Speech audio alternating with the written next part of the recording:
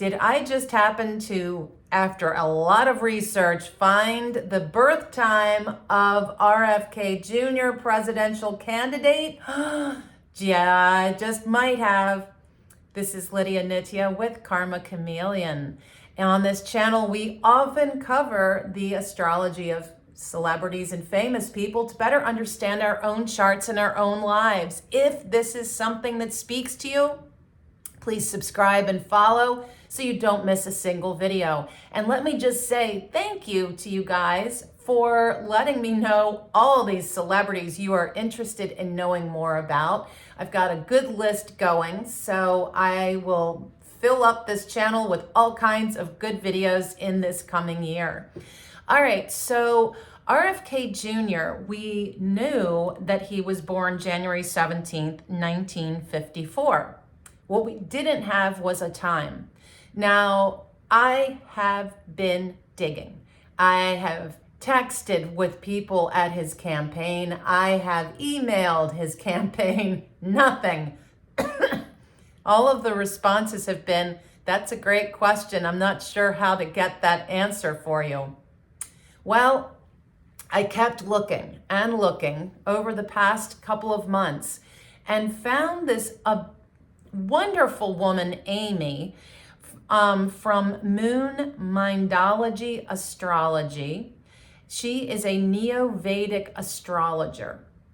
And what she did, I give her cred. She plugged in, given his history, she figured out what would be the time that made the most sense for his particular chart.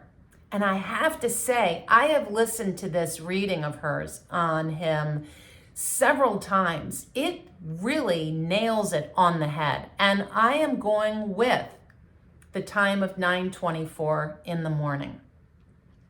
What this does is it gives him a second snake, which could explain why he is such a sensual, sexual person. I know it's a weird thing to say about a potential president of the United States, but I'm going to explain a lot more about his chart. So please stay tuned. Stay with me through this. It will be well worth it. Because in the end, I want to touch on what's going on for him in 2024. Now, that being said, I will say somewhere in the coming months, when it feels right, and a lot of this really has to feel like something in my gut is saying now is the time to reveal, looking at where we are in the coming months with the potential candidates running on all three tickets, independent, Republican, and Democrat. What does election day look like? What does inauguration day look like? And can we pinpoint a good guesstimate of who's going to be president of the United States? And I have said in previous videos that this year of the dragon is the year of the disruptor. And I believe that this guy is that disruptor. I think he answers a lot of the problems that are happening in the United States, and in addition to the problem that we have with politics. And that in and of itself is such a sticky, nasty little topic, isn't it? It's one of those things that if you're at a party and somebody starts talking about politics, everybody wants to just run. Because if everybody standing there isn't in agreement with you, it's very uncomfortable. It's become so divisive. So this is his chart. I'm going to hold this one up for you to see. All right. And as you're looking at this, you can see there are indeed the two snakes. Okay. The two snakes. He's born the year of a yin water snake, the month of yin wood ox, the day of yin water rooster, and the hour of yin fire snake. There is something in his chart that I have found the pulse of this man is deeply, deeply, deeply entwined with his father. The fact that he was 9 years old when his uncle, John F. Kennedy, was assassinated, and then 14 years old when his father was assassinated. Was in boarding school when he found out he and his two older siblings went to his father's bedside and to say goodbye as he took his last breath. These are traumas that greatly impact a human, no matter what your socioeconomic background is. This is the kind of stuff that sets the stage for the drug addiction, the womanizing, the lostness that can happen when we feel so unmoored. And losing a parent like that must be very destabilizing. Our parents, after all, are the foundation upon which a child is raised and grows. That parent being ripped out is like losing the foundation. You've lost your mooring. How do I move on from here as a young man? And I would imagine he was so full of rage. I know I would have been. So there's so much to this. Let's look at the journey with him. And what I want to speak of first is that the women in his life are his greatest teachers. And he is on wife number 3, Cheryl Hines, actress, comedian. And that is a core piece that he is inspired by and learns from the women that he has been with. It could also be somebody that he shares a deep philosophy, religion, philosophy, education, all of those ethical components, right? And when you look at his relationship with his father, it was a relationship that was, two men enjoying each other's company and enjoying doing things together. His mother comes off, he's one of 11 children, my God. She was no easy woman.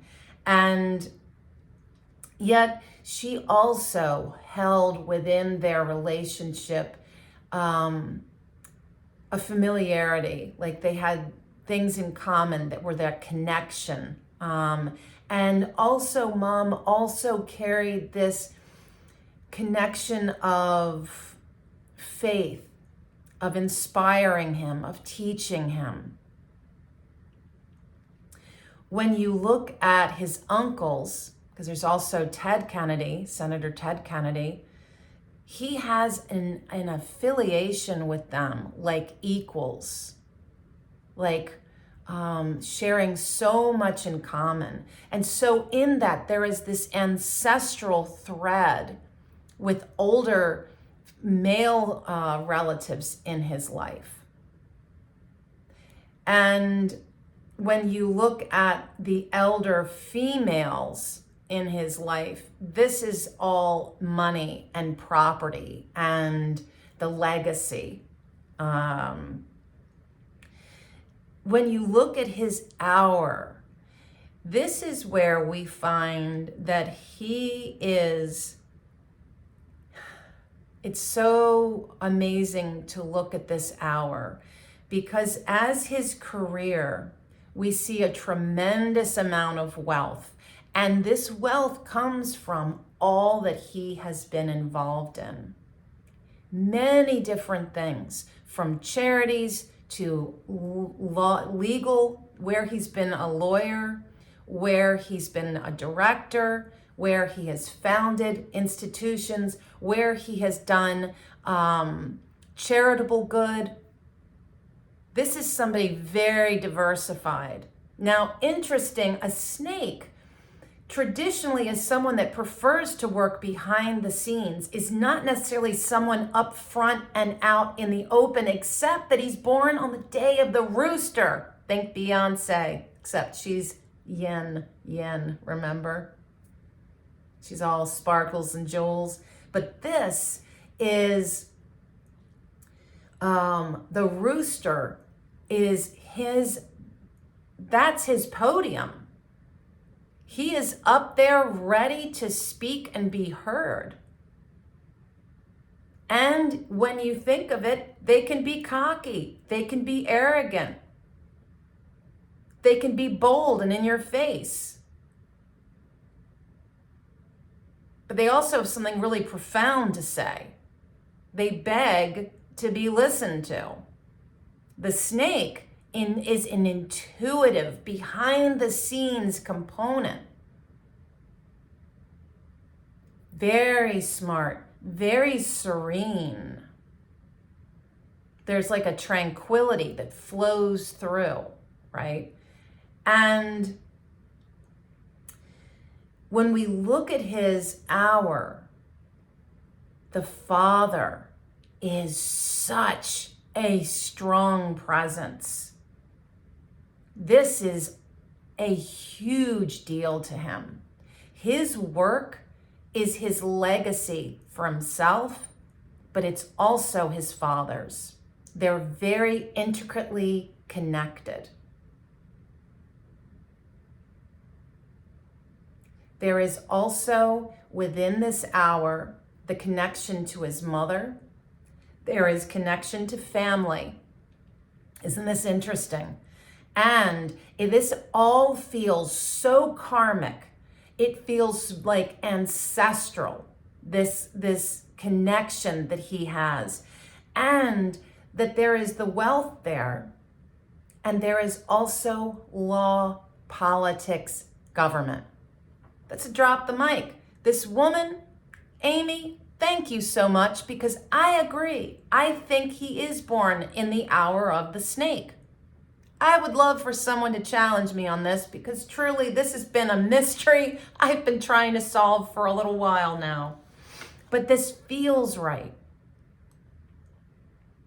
So let's look at his luck cycles, because the journey of this man's life is truly interesting. Speaking of his life pillar is that of a yin water pig. That's a lot of water, and that's a lot about him. And his life journey is about a journey of understanding who he is in different roles, going through different iterations of his own identity. Like when you look back on your life, doesn't it feel like you've lived multiple lifetimes? You look back and you're like, oh my God, I'm nothing like I was then. I'm nothing like I was at that time. Boy, I sure learned lessons during that period of my life. And then when you look and sit with where you are now, you can definitely say, yeah, I feel like I've lived a bunch of lives. By the time you're in your, 50s and 60s, it can feel like that and older. His life is one of rebellion, of an innovator, of somebody incredibly smart, very intuitive, and the pig brings in a quality of easygoingness, able to get along with people. He loves to be around lots of different circles. And in his life is harm to the father. And how that impacts who he is and how he identifies with himself. And within this life, again, there is the disruptor, the one who says, I'm not doing it this way. I'm going that way. Anybody want to go with me? Because I'm going this way. then when we think of someone rebellious, what is that anyway? It sounds risque, right? You think black leather and motorcycles. And when I was young, also you added a cigarette. We don't do that anymore. We know better. But what is somebody that's rebellious? I myself think of myself as a rebellious person.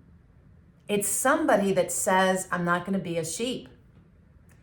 Nothing against the Bazi Astrology of the sheep, not speaking like that. But what I'm saying is that people who rebel, yes, it can be reckless, it can be hurtful and harmful, and yes, that did happen with him. As a reaction to the rage of his grief from the loss of his father, his uncle. So, is that excusable? I don't know. I almost say yes. But I also think that people that break the rules and champion new ways of doing things are innovators. They're our entrepreneurs. They're the people that show us new ways of seeing the world. And in that, I think it's such a beautiful gift to have a life that is like that. But what I think was so sad is that this was such a tortured person internally, that the way that all of that pain was manifesting was hurting other people around him as well as himself. And in that, he is kind of like the hero's journey of going through the dark night of the soul to reach where he is now, in a place where he has exalted himself to do good in the world and to leave a lasting legacy. First luck cycle, age of 3. I'm sure that energetic umbilical cord, as I call it, between his mother and he was separated because she was having another baby, because there's lots of babies in this family. Now we remember that, sorry, it's winter time, runny nose. So he's 9 years old, 1963, when JFK is assassinated. And this luck cycle began for him in 1957 at the age of 3. This was a time, he has in himself such a rebellious character. But this was a little boy who was precocious, smart, and if his mother said sit, I bet he was running. If someone said look this way, he was looking the other way. This was the kid that went to the beat of his own drum, but he was so smart, I bet he was a rascal.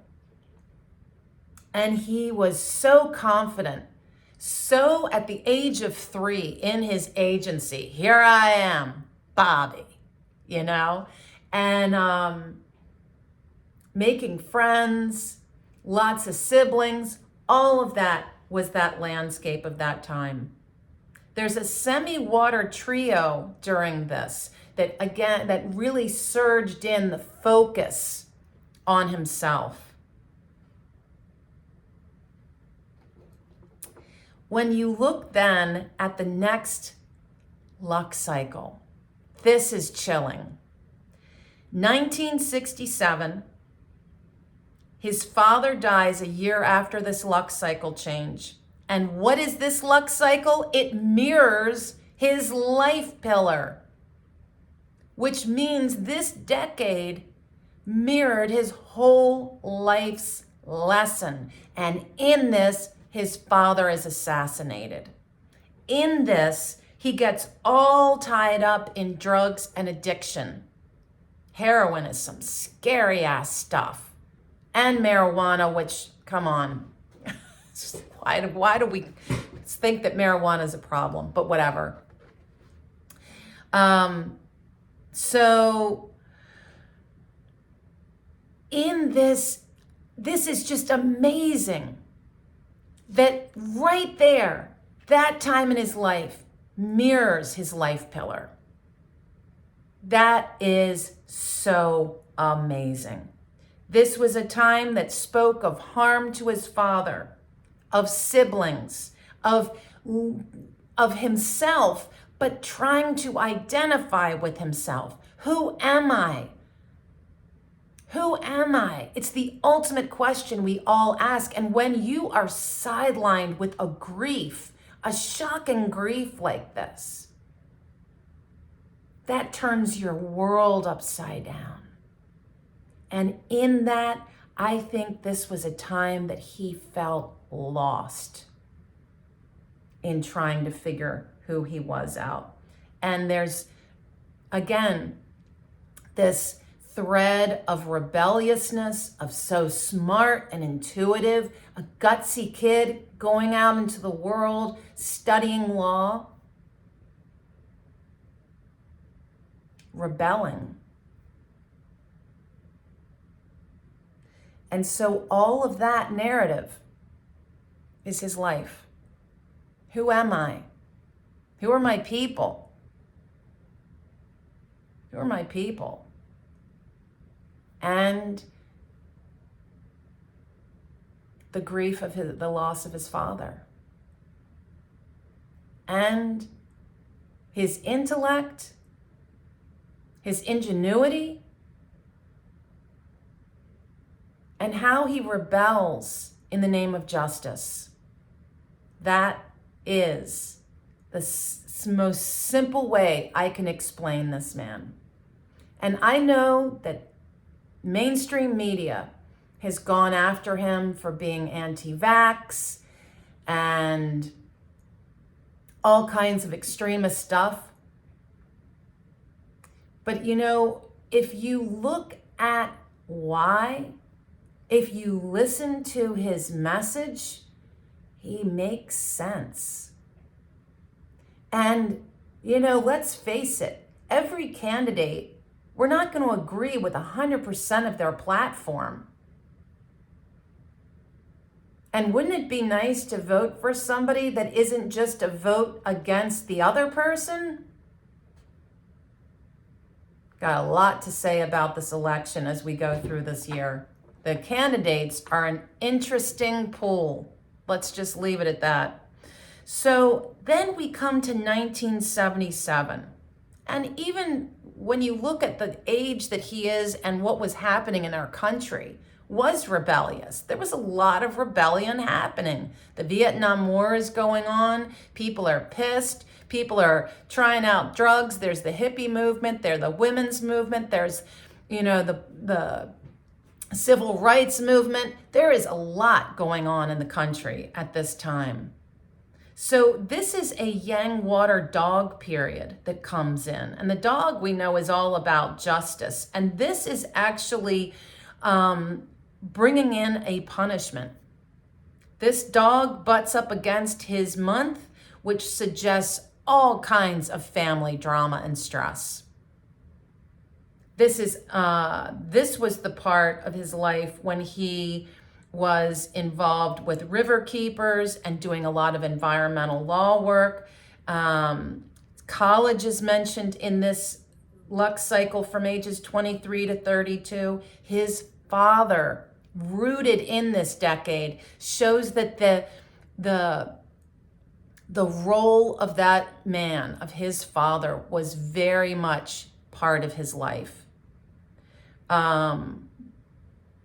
There was, again, a lot of talk about work, about family, dealing with his responsibilities, and again, this strong harm to the father. That really is I almost want to say the word archetype, that really is a huge part of what drives him. And in this time, again, I feel like he's kind of lost and floundering and trying to find himself through his grief. And he really drove his focus towards the environment, towards the rights of indigenous peoples of this land called the United States, of immigrants, of standing up for the underdog, finding justice. Just think about it. If you were marked by a trauma as a child where there was a great act of injustice, you could certainly see how someone would then dedicate their life to forging justice wherever they could. This is somebody who has worked on projects that are near and dear to my heart. The pipelines that are tearing up native lands, that are destroying the environment, the animal farms that aren't really farms, where thousands and thousands and thousands and thousands of animals are raised in inhumane conditions that are destroying the environment and our waterways. They call them CAFO farms. The word farm makes me irritated because it's not a farm. It's a factory. It's an animal factory. And you know, that he supports women's rights and women's sovereignty over their own bodies. You know, there are a lot of core things that he fights for that are very important in a time when we are living climate change. We are in a climate crisis. The 11th hour was 10, 20 years ago. We're in it. This is it. So you have to ask yourself, what kind of a president do you want? Do you want a president who's on the side of the environment? Do I have to ask that question? All right, so all of that is going on. We then get into 1987, and this was an interesting time that's very, very focused on PACE environmental litigation. I mean, he's worked there for 30 years or more. And a lot of the focus of this time was about service work, environmental work. He was really in a deep dive of learning, of faith. And this was a Lux Cycle 1987 of the Rooster. This was him really finding a platform to inspire and teach people. It wasn't about making money. It wasn't about making love, though he was doing a lot of that. It was about how he could inspire people, how he could change things for the better. And, you know, then we come to 1997 and we come into this time of a yang metal monkey. So all of this metal is very, very supportive of him. And this is where law and government really are highlighted. And again, tucked in all this, harm to the father. That narrative coming back up, rising back up, almost like a ghost reminding you, who are you, son? Who are you? Are you carrying out my message? Are you carrying out my legacy for me? Chilling, huh? And also family.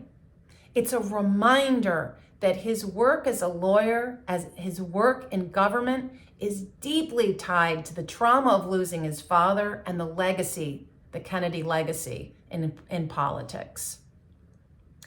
The monkey, you remember he's got two snakes.